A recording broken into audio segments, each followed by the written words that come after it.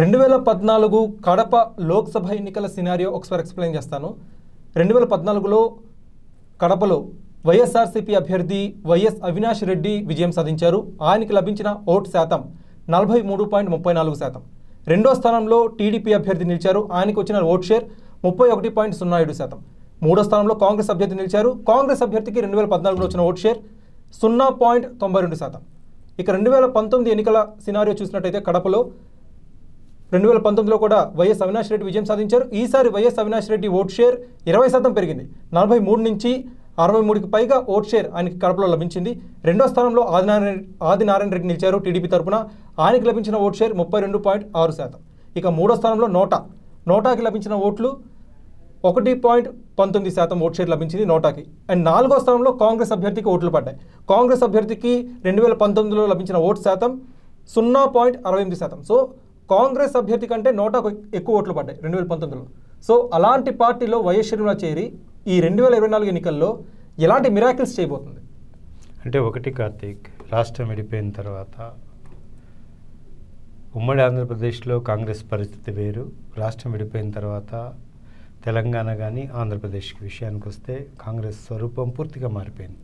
ఆంధ్రప్రదేశ్లో కాంగ్రెస్ పరిస్థితి చాలా వరకు కూడా అడుగంటిన పరిస్థితి, భూస్థాపితమైన పరిస్థితి కనిపిస్తుంది. అక్కడ ప్రజలు ఒక్కసారిగా కాంగ్రెస్ పార్టీ మీద కసి పెంచుకున్నారు. ఎట్లయినా ఈ పార్టీని రానివ్వకూడదు అని చెప్పి.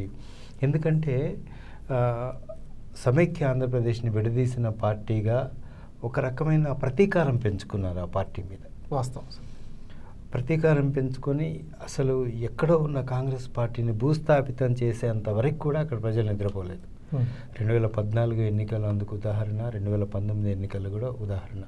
ఈ రెండు సార్వత్రిక ఎన్నికల్లో కోలుకోలేని దెబ్బ కొట్టారు జనాలు, ఆంధ్రప్రదేశ్ జనాలు కాంగ్రెస్ పార్టీని.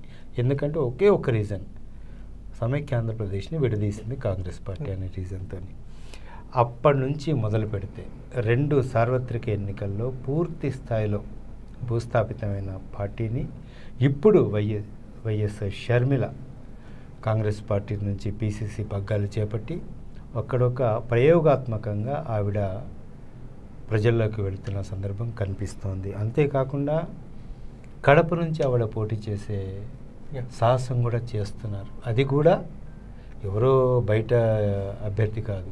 వైఎస్ అవినాష్ రెడ్డి అంటే తనకు దగ్గర బంధువు, వరుసకి తమ్ముడు అవుతాడు, దగ్గర బంధువు మీద పోటీ చేస్తోంది. ఈ నేపథ్యంలోనే ఆవిడ ఎంచుకున్న కారణం కూడా ఒక సెన్సిటివ్, చాలా సెన్సిటివ్ మ్యాటర్, కుటుంబ కలహాలకు సంబంధించిన ఒక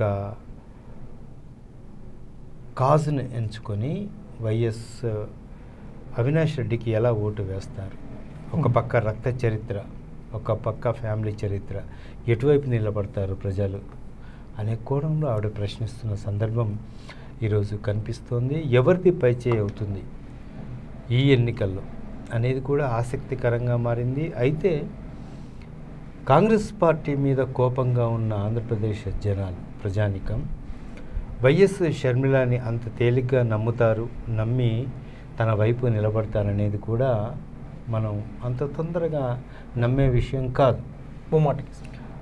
జగన్మోహన్ రెడ్డి అక్కడ చాలా బలంగా ఉన్నారు. ఆయన అనుకున్న సంక్షేమ అభివృద్ధి కార్యక్రమాలు అమలు చేస్తున్నారు. వాలంటీర్ వ్యవస్థని బలోపేతం చేశారు. ఆయన ప్రతిదీ పథకం కూడా డైరెక్ట్ గ్రాస్ రూట్లోకి వెళ్తున్న పరిస్థితి, క్షేత్రస్థాయిలో పూర్తి స్థాయిలో అమలవుతున్న పరిస్థితి కూడా మనం చూసాం. ఎక్కడ కూడా ప్రజా వ్యతిరేకత అనేది జగన్మోహన్ రెడ్డి పెద్దగా ఏం లేదు ఆంధ్రప్రదేశ్లో. కాకపోతే ఇలాంటి ఫ్యామిలీ కలహాలు, హత్య రాజకీయాలు, ఈ వైఎస్ షర్మిల ఏం చెప్తోంది, జగన్మోహన్ రెడ్డి కోసం నేను 3000 కిలోమీటర్లు పాదయాత్ర చేశాను. 2014లో కడప ఎంపీ సీటు నేను అడిగాను. నాకు ఇవ్వాల్సిన ఎంపీ సీట్ని అవినాష్ రెడ్డికి ఇచ్చినా సరే నేను సాక్రిఫైస్ చేశాను. 2019లో కూడా సాక్రిఫైస్ చేశాను. జగన్మోహన్ రెడ్డి రాజకీయంగా తనకి ఎలాంటి పదవి ఇవ్వలేదనేది ఇంటర్నల్గా వైఎస్ షర్మిల మనోవేదన. ఇక్కడ వైఎస్ షర్మిల యొక్క వర్షం చూసినట్టయితే ఆవిడకి అన్యాయం జరిగిందనే స్వార్థం ఎక్కువ కనిపిస్తుందా, లేకపోతే ప్రజల సంక్షేమం కోరే, ప్రజాసేవ కోరే ఆవిడ అక్కడి నుంచి పోటీ చేస్తానని మనం భావించవచ్చు? అక్కడ స్వార్థం ఎక్కువ కనిపిస్తుందని చెప్పి వైఎస్ఆర్సీపీ వర్గాలు అంటున్నాయి. అందుకోసం తిరిగినంత మాత్రాన పదవి ఆశించచ్చా అనే వర్షన్ వైఎస్ఆర్సీపీ వర్గాలు వినిపిస్తుంది. అంటే ఇక్కడ 2 కోణాలు ఉన్నాయి కార్తీక్. వైఎస్ షర్మిల ఏమంటుంది, నేను అన్న కోసం, జగనన్న కోసం 3000 కిలోమీటర్ల పాదయాత్ర చేశాను, నాకు ఎలాంటి పదవి ఇవ్వలేదు, పదవి నేను అడగాల అని ఒకటి ప్రశ్నిస్తోంది. అంటే తనకి పదవీకాంక్ష ఉన్నట్టే లెక్క, ఇస్తే తీసుకోవడానికి సిద్ధంగా ఉన్నట్టే లెక్క, కానీ జగన్మోహన్ రెడ్డి ఇవ్వలేదు అనేది ఇండైరెక్ట్, పరోక్షంగా చెప్తున్నది. ఇంకొకటి, అవినాష్ రెడ్డి కోసం తను త్యాగం చేశాను, త్యాగం చేసినందుకు ఆ తర్వాత జరిగిన స్వర్గీయ వివేకానంద రెడ్డి హత్య కేసు, ఈ కారణాలన్నీ చూపిస్తూ లబ్ధి పొందే కార్యక్రమానికి వైఎస్ షర్మిల శ్రీకారం చుట్టిన పరిస్థితులు అక్కడ క్రిస్టల్ క్లియర్గా కనిపిస్తున్నాయి. సో ఎంతవరకు పైచేయి సాధిస్తారనేది ప్రజా నిర్ణయం. అయితే ఇక్కడ కజిన్స్ వార్ జరుగుతుంది. ఎందుకంటే వైఎస్ జగన్ అండ్ అవినాష్ రెడ్డి ఒకవైపు, సునీత రెడ్డి అండ్ వైఎస్ షర్మిల ఒకవైపు. సో కజిన్స్ మొత్తానికి వాళ్ళ కుటుంబ సమస్యని ప్రజా సమస్యగా మార్చి ప్రజలు ఆలోచించండి, మీ విజ్ఞతగా వదిలేస్తామని చెప్పి ప్రజలకు వదిలేశారు నిర్ణయాన్ని. సో ఒక కుటుంబ సమస్యని అనవసరంగా ఒక ప్రజా సమస్యగా చిత్రీకరించే ప్రయత్నం జరుగుతుంది ఇక్కడ. అంటే ఆఫ్కోర్స్, ఎందుకంటే ఇక్కడ వైఎస్ షర్మిల మీరు గమనించారో లేదో, పీసీసీ పగ్గాలు చేపట్టిన డే 1 నుంచి జగన్మోహన్ రెడ్డి కడప రాజకీయాల విషయాలకు వస్తే హంతకులను కాపాడుతున్న వైసీపీ ప్రభుత్వం, అంటే జగన్మోహన్ రెడ్డి అని ఇండైరెక్ట్గా వివేకానంద రెడ్డి హత్య కేసులో హంతకులనే కాపాడుతున్నారు అని పదే పదే చెప్పుకొస్తున్నారు.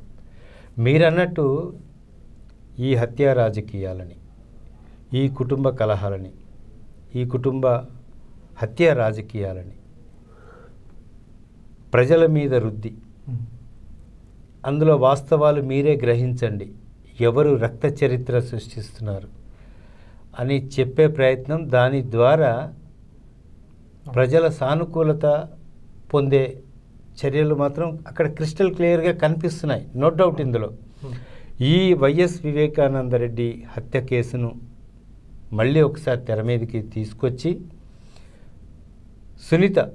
డాక్టర్ సునీతని కూడా వైఎస్ షర్మిల వెంటేసుకొని తిప్పడం, కడపలో తను చెల్లెల కోసం తను న్యాయం జరగాలని పోరాటం చేస్తున్నట్టు చెప్పడం, ఇవన్నీ కూడా హత్య రాజకీయాలకి, మీరన్నట్టు ప్రజా జీవనానికి, ఈ రాజకీయాలకి ముడిపెడుతూ ఒక వినూత్న అడుగులు షర్మిల ఈరోజు వేస్తున్న పరిస్థితి కనిపిస్తుంది. ప్రజా నిర్ణయం ఎలా ఉంటుంది, నిజంగా వైఎస్ షర్మిల చెప్పిన అంశాలన్నీ ప్రజలు నమ్ముతారా? ప్రజలకు తెలియని కొత్త విషయాలని చెప్తుందంటే అది ఏమీ లేదు. అన్ని విచారణలో అన్నీ బయటకు వచ్చిన విషయాలను మరొక్కసారి డాక్టర్ సునీతని పక్కన, అంటే వైఎస్ వివేకానంద రెడ్డి బిడ్డను పక్కన పెట్టుకొని, కూతురిని పక్కన పెట్టుకొని మరొక్కసారి ఈ విషయాలని వెలుగులోకి తీసుకొచ్చే ప్రయత్నం వైఎస్ షర్మిల చేస్తుంది. ఎంతవరకు ఆమోదయోగ్యమైన నిర్ణయం ప్రజల నుంచి వస్తుంది అనేది కాలం నిర్ణయిస్తుంది. మీరు అన్నట్టే ప్రస్తుతం కడపలో వైఎస్ షర్మిలకి కాంగ్రెస్ పార్టీకి ప్రతికూల పవనాలే వీస్తున్నాయని మనం అనుకోవాలి యాజ్ పర్ ఓల్డ్ రికార్డ్స్. ఒకవేళ ప్రజెంట్ వైఎస్ అవినాష్ రెడ్డి మీద వస్తున్న ఆరోపణలు అవన్నీ ప్రజలు పట్టించుకోకుండా మళ్ళీ అతనికి అక్కడ పట్టాభిషేకం కనుక చేస్తే, అతనిపై ఏవైతే వస్తున్నాయో ఆరోపణలు అవన్నీ కాస్త తగ్గే అవకాశం ఉంది కదా. ఇప్పటికే కార్తీక్, ఎప్పుడైతే ఈ హత్య జరిగి కూడా 3-4 ఏళ్ళు అవుతుంది, ఇప్పటికీ ఆరోపణలు మాత్రమే వైఎస్ అవినాష్ రెడ్డి మీద ఉన్నాయి, ఎస్టాబ్లిష్ కాలేదు. ఇంకా ఎస్టాబ్లిష్ అయితే జైలు శిక్ష పడేది, విచారణ అవన్నీ చాలా ముమ్మరంగా ఉండేది, తారాస్థాయిలో ఉండేది. ఇదంతా అవినాష్ రెడ్డి అరెస్ట్ అవుతారు ఈ కేసులు అని చెప్పి గతంలో ఎన్నో సంచలన వచ్చాయి సందర్భాలు కూడా జరిగాయి. కానీ ఆయన అరెస్ట్ అవ్వలేదు. యాజ్ టీజ్గా కడపకి వెళ్ళారు, రాజకీయ పార్టీలో కార్యక్రమాల్లో పాల్గొంటున్నారు, అన్నీ యథావిధిగా చేసుకుంటూ వస్తున్నారు. కాబట్టి వైఎస్ అవినాష్ రెడ్డికి కేసు ప్రూవ్ అవుతుంది, ఆయన జైలు జీవితం అనుభవిస్తారు, వార్ వన్ సైడ్ అవుతుంది అని చెప్పడానికి లేదు. రేపు ఏమైనా జరగవచ్చు. అది ప్రస్తుతానికి కడప రాజకీయం. ప్రజెంట్ ఈ వైఎస్ వివేకానంద రెడ్డి ఒక విషయం సిబిఐ ఎంక్వైరీలో ఉంది, దాని గురించి మనం ఎక్కువ చర్చించకూడదు. కాకపోతే కడపలో ఎవరు గెలుస్తారు? అవినాష్ రెడ్డా లేకపోతే షర్మిలనా? ఈ విషయంపై ప్రజలు ఒక స్పష్టమైన అవగాహనతో ఇప్పటికే ఉన్నారు. అది మనకి క్యాంపెయిన్ ద్వారా కూడా తెలుస్తుంది.